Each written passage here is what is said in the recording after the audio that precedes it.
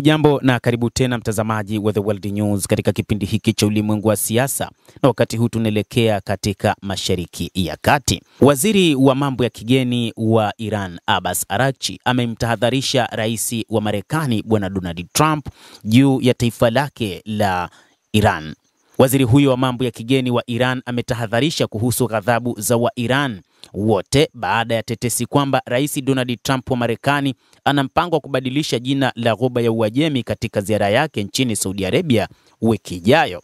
Abbas Araghchi jana alieleza kuwa ana imani kwamba Donald Trump anafahamu kuwa jina la Ghuba ya Uajemi linarejea katika karne kadhaa zilizopita na linatambuliwa na wachora ramani na taasisi zote za kimataifa, na hata ilitumiwa na viongozi wote wa kanda katika mawasiliano yao rasmi hadi hivi karibuni katika muongo wa 60.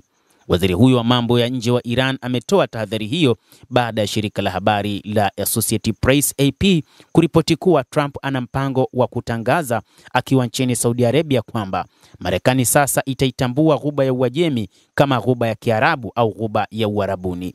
Hiki ndicho ambacho Waajemi wanakikataa, kwamba wao sio watu wa Ghuba ya Uarabuni, lakini wao ni watu wa Ghuba ya Uajemi. Araghchi amesema hatua yoyote itakayochukuliwa katika uwanja huu haitakuwa halali au kuwa na taathira za kisheria na kijiografia, bali itawakasirisha Wairani wote na matabaka yote na kuwa na taathira za kisiasa hapa nchini Marekani na duniani kote, anasema Abbas Araghchi, waziri wa mambo ya kigeni wa Iran. Kinyume chake, hatua yoyote ya kisiasa ya kubadilisha jina lililoanzishwa kwa mujibu wa historia, yaani jina la Ghuba ya Uajemi, inaashiria wazi nia ya uadui dhidi ya Iran na watu wake, anasema waziri huyo wa mambo ya kigeni wa Iran. Hata hivyo, imeelezwa juu ya namna ambavyo taifa hilo la Marekani limekuwa likiamulia mataifa mengine namna ya kufanya. Kwa mujibu wa Abbas Araghchi, anasema kwamba kila taifa lina mamlaka zake na lina maamuzi yake, na wananchi wake wanategemea mamlaka kutoa hukumu juu ya mambo kadhaa yanayoendelea katika mataifa yao, na hivyo Marekani kupitia Donald Trump haiwezi kuamulia watu wa Iran kile ambacho bwana Trump anakitaka. Sasa kwa mujibu wa bwana Araghchi, anaeleza kwamba katika nyakati ambazo Marekani inapaswa kuwa makini ni kueneza chokochoko ambazo hazina maana, hasa katika kufanya maamuzi ambayo Wairani wenyewe hakubaliani nayo. Katika siku za hivi karibuni, Marekani pamoja na Iran zimeingia katika mazungumzo kuhusu masuala ya nyuklia ya Iran, ambayo mchakato wake ulikuja kufanywa mwaka 2015, lakini kufikia mwaka 2018 baada ya awamu ya kwanza ya Rais Donald Trump alikuja kuvunja mpango huo wa nyuklia wa Iran, ambapo kwa namna moja ama nyingine Iran ikatengwa na kuwekewa vikwazo vingi na mataifa ya Ulaya pamoja na Marekani.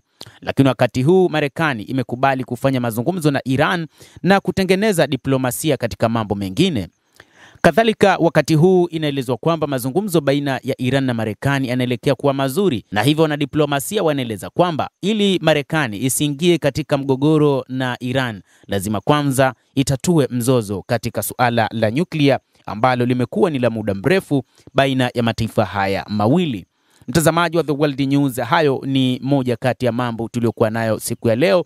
Ni kusitu uwe nasi bila kusahau kulike, bila kusahau kucomment, kadhalika na kusubscribe channel yetu hii ili upate habari hizi kwa mapana hapa The World News. Mimi ni Adam Hussein. Endelea kutufuatilia, endelea kuwa nasi wakati wote.